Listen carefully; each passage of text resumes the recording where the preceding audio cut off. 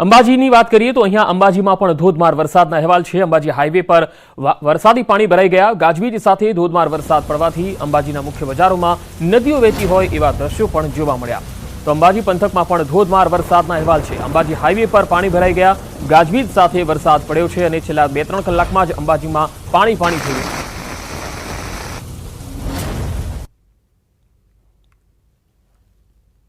તો બે अलग अलग तस्वीरों आपने बतावी रहा छे। अंबाजीथी आ तस्वीरो आवी रही छे। अंबाजी हाईवे पर पाणी भरायेला छे तो अंबाजीना जे मुख्य मार्ग छे तेमां पण नदीओ वहेती होय ए प्रकारना दृश्यो।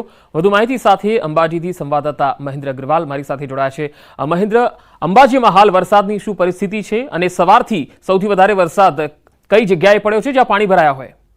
ચોક્કસપણે પંકજ આપને બતાવ્યું કે આજે અંબાજી ખાતે બપોર બાદ વરસાદની એકાએક શરૂઆત થવા પામી છે। આમ કહી શકાય છે કે ભારે મેઘ ખાંગા થયા જેવી પરિસ્થિતિ આજે અંબાજીમાં થવા પામી છે અને જે બજારો છે બજારોમાં જાણે નદી વહેતી તેવા દ્રશ્યો સામે આવતા। અંબાજીનો એક જે મુખ્ય હાઈવે માર્ગ છે અંબાજી અમદાવાદને સાંકળતો મુખ્ય હાઈવે માર્ગ ઉપર સમગ્ર ડીઝલમાં પાણી ભરાયા હતા અને કેટલીક ધર્મશાળાઓમાં જે પણ પાણી ભરેલા જોવા મળ્યા હતા અને કેટલાક વાહનો પણ ખોટવાતા નજરે પડ્યા હતા અને જે રાહદારીઓ છે રાહદારી મુશ્કેલીનો સામનો કરવો પડે તો હાલ તબક્કે પણ જે છે જોરદાર ગાજવીજ સાથે વરસાદ ખાબકી રહ્યો છે અને હજી ભારે ગર્જનાઓ થઈ રહી છે। આકાશમાં પણ કાળા ડિબાંગ વાદળો થયા છે અને મોડી સાંજ સુધી ભારે વરસાદ થાય તેવી પરિસ્થિતિ લાગી છે। કેટલાક નાના વાહનો છે એ નાના વાહનોની લાંબી કતારો પાણીમાં જોવા લાગી હતી અને જે ટુ વ્હીલર છે કે ધક્કા મારીને પણ બહાર કાઢવાની ફરજ પડી હતી। જી પંકજ। જી મહેન્દ્ર, આભાર માહિતી આપવા માટે।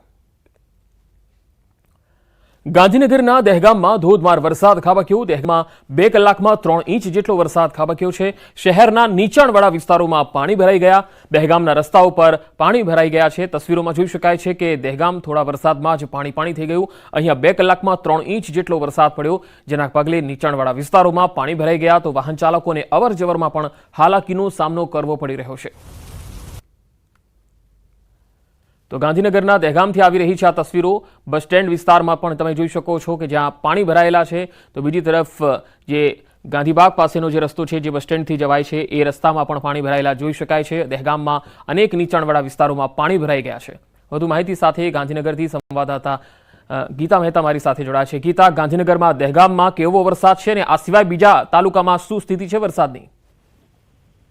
જી, આજે ગાંધીનગરમાં જે પ્રકારે વરસાદ પડ્યો, દહેગામમાં જે વરસાદ પડ્યો, ગાંધીનગરમાં જે વરસાદ પડ્યો તેના કારણે જ્યાં મેટ્રો બ્રિજનું કામ ચાલે છે ત્યાં આગળ વાહનોનો ટ્રાફિક જામ થયો હતો।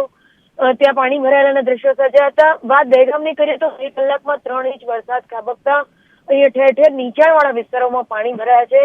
પાણી જલ્દી નહીં ઓસરવાના કારણે જે રાહદારીઓ છે ત્યાં ફસાયા છે, વાહનો ફસાયા છે અને જે જનજીવન જે અત્યાર સુધી સામાન્ય હતું તે હાલ બેહાલ બન્યું છે। મોટા ભાગે પાણી નહીં ઓસરવાના કારણે સતત વરસાદ ચાલુ રહેવાના કારણે જે ટ્રાફિક જામ છે તે સેંકડો કિલોમીટર સુધી ટ્રાફિક જામ અને વાહન ખોટકાવાના દ્રશ્યો અહીંયા સર્જાયા છે। જી, ક્યાંક ઝાડ પણ પડ્યા છે જો કે હટાવવાની કામગીરી શરૂ થઈ છે પરંતુ સતત વરસાદ ચાલુ હોવાને કારણે તે સ્થિતિ ધીમી છે। જી ગીતા, આભાર માહિતી આપવા માટે।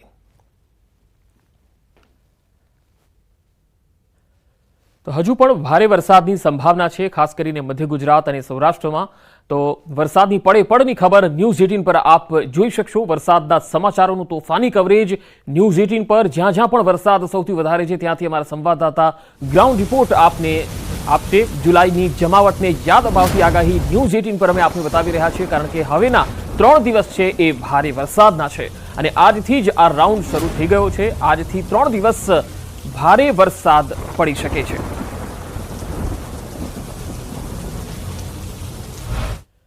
લાંબા વિરામ બાદ ઉત્તર ગુજરાતમાં જામ્યો છે વરસાદી માહોલ। અરવલ્લીના કેટલાક ભાગમાં ધોધમાર વરસાદ પડ્યો। માલપુરના ઉભરાણમાં પવન સાથે જોરદાર વરસાદ થયો। ગાજવીજ અને તેજ પવન સાથે વરસાદ ખાબક્યો તેના કારણે ઉભરાણની બજારમાં નદીઓ વહેતી હોય એવા દ્રશ્યો જોવા મળ્યા। ઉભરાણ નગરમાં ઘૂંટણસમાં પાણી ભરાયા। વાહન ચાલકોને પણ અસર જોવા મળી। તો હવે ઉત્તર ગુજરાતનો વારો દેખાઈ રહ્યો છે। ઉભરાણ ગામમાં નદી વહેતી હોય એ પ્રકારના દ્રશ્યો દેખાઈ રહ્યા છે। અરવલ્લીના ઉભરાણ ગામથી આ તસવીરો આવી રહી છે। અહીંયા ધોધમાર વરસાદ પડ્યો અને તેજ પવન પણ ફૂંકાયો હતો। ઉત્તર ગુજરાતના માલપુરથી પણ તસવીર આવી રહી છે। માલપુરના અનેક વિસ્તારોમાં આ પ્રકારની તસવીરો જોવા મળી રહી છે। પવન સાથે અહીંયા જોરદાર વરસાદ તૂટી પડ્યો છે। જેના પગલે નીચાણવાળા વિસ્તારોમાં રહેતા લોકોને હાલાકી ભોગવવાનો વારો આવ્યો. જો કે બફારાથી લોકોને રાહત મળી ગઈ છે અને વાતાવરણમાં ઠંડક ફેલાઈ ગઈ છે. હજુ 3 દિવસ મધ્ય ગુજરાત અને ઉત્તર ગુજરાતના કેટલાક ભાગો અને દક્ષિણ ગુજરાતના ભાગોમાં ભારે વરસાદની સંભાવના આગાહીકારો દ્વારા કરવામાં આવેલી છે.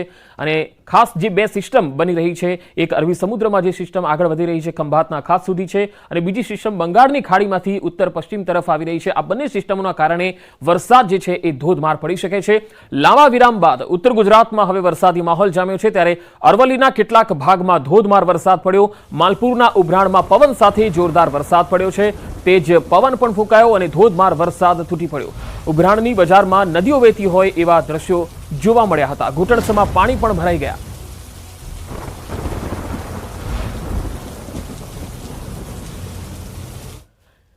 ખેડા જિલ્લામાં મેઘાએ તોફાની બેટિંગ કરી છે. નડિયાદમાં કાળા ડિબાંગ વાદળો અને પવન સાથે ધોધમાર વરસાદ ખાબક્યો. નડિયાદ શહેર અને તાલુકામાં પવન સાથે ભારે વરસાદ વરસ્યો. નડિયાદ, મહુદા, મહેમદાવાદ તાલુકાના ગ્રામ્ય વિસ્તારોમાં ધોધમાર વરસાદ પડ્યો. મધ્ય ગુજરાતમાં આજથી 3 દિવસ ભારે વરસાદની આગાહી છે. ભારે વરસાદથી રોડ પર ઠેર ઠેર વરસાદી પાણી ભરાયા. વાહન ચાલકો વરસાદી પાણીમાંથી પસાર થવા મજબૂર બન્યા. ત્યારે તંત્રની પ્રી મોન્સૂન કામગીરી સામે સવાલ ઊભા થયા. બીજી તરફ ધરતીપુત્રોમાં આનંદ વ્યાપી ગયો છે. નડિયાદ શહેરમાં વરસાદ વરસતા અસહ્ય ગરમી અને ઉકળાટથી લોકોને રાહત મળી ગઈ.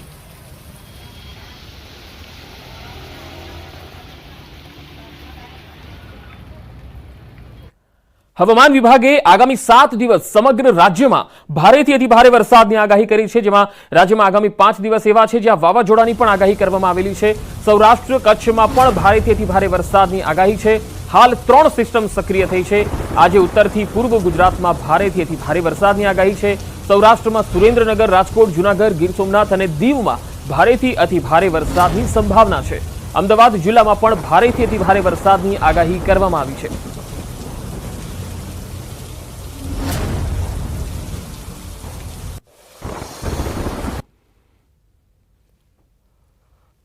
तो आज के लिए सूरत के लिए एक्सट्रीमली हैवी रेनफॉल की वार्निंग और साथ में रेड अलर्ट जारी है, और जहां पर वेरी हैवी रेनफॉल की वार्निंग और साथ में ऑरेंज अलर्ट जारी है वो डिस्ट्रिक्ट है साबरकांठा, अरावली, अहमदाबाद, गांधीनगर, पंचमहल, महिसागर, भरूच, और इसके अलावा जो गुजरात रीजन के डिस्ट्रिक्ट है उसमें हैवी रेनफॉल की वार्निंग और साथ में येलो अलर्ट जारी है. तो डे 3 के लिए बड़ोदरा और भरूच के लिए एक्सट्रीमली हैवी रेनफॉल की वार्निंग और साथ में रेड अलर्ट जारी है, और इसके अलावा जो डिस्ट्रिक्ट है वहां पर heavy to very heavy rainfall की वार्निंग है. करेंगे तो डे 5 के लिए बनासकांठा, पाटन, महसाना, साबरकांठा, गांधीनगर, अरावली और खेड़ा के लिए हैवी रेनफॉल की वार्निंग है, और अहमदाबाद, आनंद, पंचमहल के लिए वेरी हैवी रेनफॉल की वार्निंग है. तो आज के लिए अमरेली के लिए एक्सट्रीमली हैवी रेनफॉल की वार्निंग और साथ में रेड अलर्ट जारी है, और इसके अलावा जो डिस्ट्रिक्ट जहां पर heavy to very heavy rainfall की वार्निंग है वो डिस्ट्रिक्ट है सुरेंद्रनगर, राजकोट,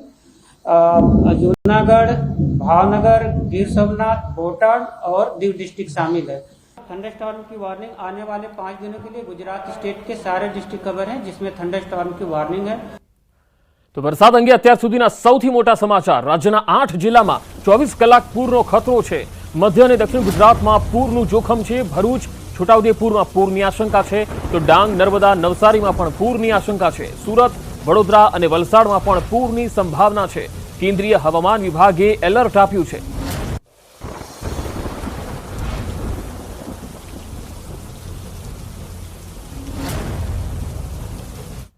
આગળ વધુ સમાચારો પર નજર કરીશું. હાલ રોકાઈશું એક બ્રેક માટે.